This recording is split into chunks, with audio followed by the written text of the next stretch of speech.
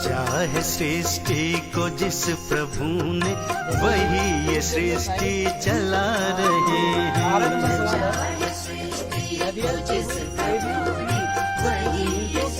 दिए गए -1, 3 और -3, -2, 5, -1 है।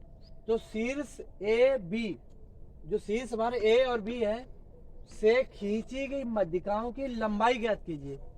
तो यहाँ पे 3 शीर्ष है, एक त्रिभुज एबीसी हमारा है, तो इनके शीर्ष ये लिख दिए। तो यहाँ पे 3 शीर्ष है, तो ए से जो मध्यिका खींची जाएगी वो बीसी पर लंब होती है, और जो बी से मध्यिका खींची जाएगी वो सीए पर लंब होती है। तो ये मध्यिका हमें खींच ली यहाँ पे, और ये मध्यिका इधर होगी। ये इसका नाम डी रख दीजिए, इसका नाम ई। ठीक है, तो हमेशा ये मध्यिका जो खींची जाती है तो सामने वाली भुजा पर जो है लंब होती है, आधी आधी हो जाती है भुजा। तो इसका मतलब ये मध्य बिंदु है। तो मध्य बिंदु के निर्देशांक पता कर लेते हैं। तो यहाँ पे बिंदु डी के निर्देशांक क्या हो जाएंगे, देखो -3 + 5, -3 + 5/2, यानी फार्मूला क्या होता है, x1 + x2/2 होता है। तो x1 + x2/2 ये हो गया। ठीक है, कामा y1 यानी -2 -1/2। तो ये बिंदु हमारे क्या हो जाएंगे, ये हो जाएंगे हमारे 5, मतलब 2/2 हो जाएगा, और इधर -3/2 हो गया। तो ये कट जाएगा, तो हमारा कितना बचा, 1, -3/2 बचा है। तो ये किसका निर्देशांक हो गया, बिंदु डी का निर्देशांक हो गया। तो बिंदु ई का निर्देशांक भी ऐसे निकाल सकते हैं। देखो प्लस के 5 और माइनस का ये जोड़ेंगे तो 5 - 1/2, कामा ये -1 और प्लस के 3/2। तो ये क्या हो जाएगा, 5 से 1 घटेगा तो कितना होता है, 4। 4 में 2 का भाग देंगे तो कितना हो जाएगा, 2, कामा 3 और -1 को जब जोड़ेंगे तो 2 आएगा। 2 में 2 का भाग दें तो कितना आएगा, 1। तो ये बिंदु ई का निर्देशांक हो गया। जब हमें ये निर्देशांक पता है तो अब मध्यिका की लंबाई ज्ञात करनी। तो यहाँ पे 2 मध्यिकाएं हैं, एक ए से, शीर्ष ए से खींची गई डी पर, और बी से खींची गई ई पर। तो हम क्या करेंगे, ए बी वो ए डी मध्यिका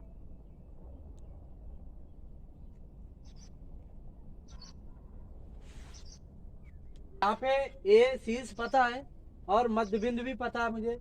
तो मध्य बिंदु के निर्देशांक निकाल लिए हैं। तो यहाँ पर 2 बिंदुओं के बीच की दूरी का सूत्र लगेगा। तो AD बराबर √, सूत्र क्या होता है, x2 - x1।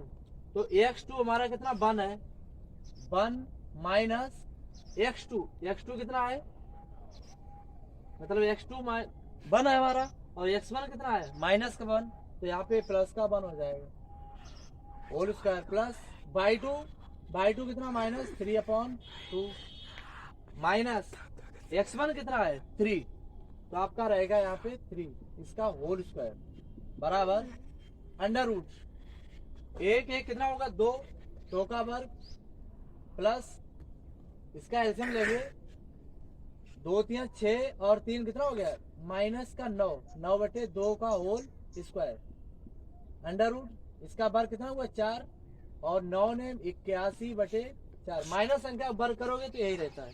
ठीक है, इनको जब ऐड करेंगे तो 4 से 16 और 81 कितना होगा 97/4। तो AD बराबर हमारे चालू है, जो कि यहाँ पे 4 जब एलसीएम लेंगे 4 आएगा, तो 4 चकू 16 और 81 जुड़ जाएंगे, कितना हो गए आपके, हो गए हैं 97। तो 97/4 चाहो तो आप इस प्रकार ले सकते हैं, 4 चौक 16 प्लस 81/4, तो आपके कितने हो गए 97/4। तो मध्यिका AD की लंबाई जो हो गई वो कितनी निकली 97/4 रूट में। अब इसी प्रकार मध्यिका BE की लंबाई ज्ञात करनी तथा मध्यिका BE बराबर अंडर रूट x2 कितना हमारा 2 माइनस x1 कितना 3 है माइनस तो प्लस का 3 हो गया whole square plus by two कितना 1 माइनस बाई वन हमारा -2 तो प्लस का 2 हो जाएगा होल स्क्वायर। अब 3 और 2 कितना होते हैं 5 का स्क्वायर और 1 और 2 3 का स्क्वायर तो ये 25 और प्लस 3 का 9 हो गया। कितना हो गया ये जोड़ेंगे तो अंडर रूट 34 तो BE बराबर हमारा निकला है अंडर रूट 34। तो ये मध्यिका BE एक आंसर ये हो गया और ये हो गया। तो इन्हीं मध्यिकाओं की लंबाई पूछी गई थी, ये सवाल इसका आंसर है। देखो ये इसका अगला सवाल 13 नंबर है। यहाँ पे दिया है 2 बिंदु दिए है A और B। तो A और B बिंदु दिए हैं तो उनको जोड़ने वाले रेखाखंड को ये समान 4 भागों में विभाजित करता है ना। तो जो 4 भागों में विभाजित जब करेंगे तो 4 भागों में विभाजित करने वाले निर्देशांक ज्ञात करने हैं। तो क्या करते हैं यहाँ पे एक रेखाखंड खींचते हैं। तो रेखाखंड हमारा क्या है A और B है। कितना है A और B। इनके निर्देशांक दे रखे कितना दिया है -2, 2 दिया है और इसका कितना दिया 2, 8 दिया है। समान 4 भागों में विभाजित करता है। कितने में समान 4 तो समान 4 यानी 1.23 PQR कितने भागों में P। तो मुझे PQR के निर्देशांक ज्ञात करने तो समान भाग हमारे हो गए। तो इनकी लंबाइयां समान है उससे कोई फर्क नहीं पड़ता, लंबाइयां सभी कैसी है समान है। अब यहाँ पे देखो A B जो है इसका मध्य बिंदु कौन है Q, क्योंकि दूरियां समान है तो मध्य बिंदु Q के निर्देशांक हम पहले निकाल सकते हैं। तो क्या करते हैं देखो रेखाखंड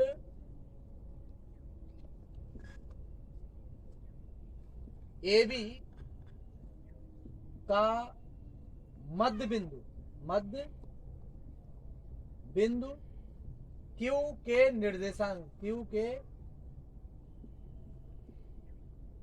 निर्देशांक बराबर क्या करना है आपको। जब मध्य बिंदु के निर्देशांक ज्ञात करेंगे तो ये मेरे पास दे रखे हैं। सूत्र क्या होता है x फार्मूला हमारा होता है x1 प्लस x2 बटे 2 y1 प्लस y2 बटे 2। ये तो हमारा फार्मूला होता है। अब यहाँ पे फार्मूला रखें तो मान हमारे पास क्या दिए गए देखो x1 की वैल्यू कितनी है -2 है, x2 कितनी है 2 बटे 2 y1 की वैल्यू कितनी 2 प्लस और y2 की 8 है बराबर। तो यहाँ ये जोड़ेंगे कितना आएगा 0/2 आएगा 8 और 2 कितना हो गया 10/2। ये कटेगा कितना आ जाएगा 5 आ गया इधर और इधर 0 हो गया। तो ये हमारा कितना हो गया 0,5। तो बिंदु Q के निर्देशांक कितने निकला है 0,5 हो गया।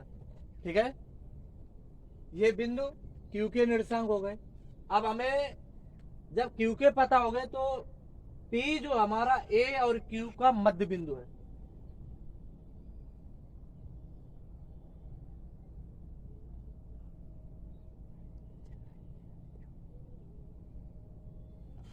तो P के निर्देशांक ज्ञात करने किसके P के निर्देशांक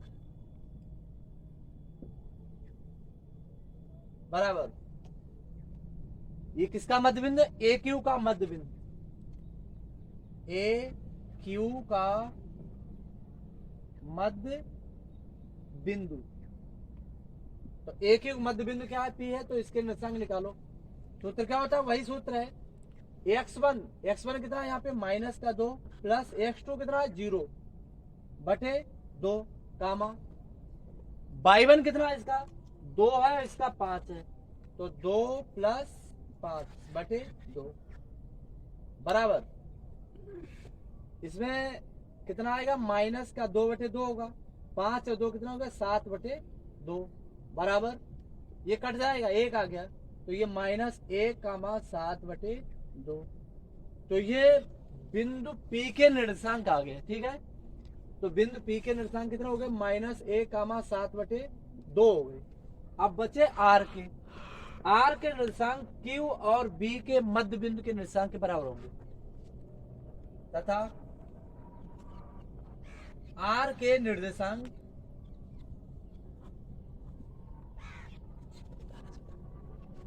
बराबर किसके निर्देशांक QB के मध्य बिंदु QB का मध्य बिंदु। ठीक है तो सूत्र लगा दो यहाँ पे 0 x1 का मान कितना 0 प्लस x2 का कितना 2/2 कामा y1 कितना है 5 और y2 8/2 बराबर कितना आएगा 2/2 5 8 कितना हो गया 13/2 ये कटेगा तो बराबर कितना हो गया 1, 13/2 तो PQR तीनों के निर्देशांक हमारे निकल आए। तो यही मान पूछा था तो 3 भागों में वो मतलब जब बराबर भागों में विभाजित करता है तो उन बिंदुओं के निर्देशांक ज्ञात करने जो बराबर भागों में विभाजित करते हैं। तो यहाँ पे PQR जो है हमारे बराबर भागों में विभाजित करते हैं उनके निर्देशांक ये निकल आए। Thank you.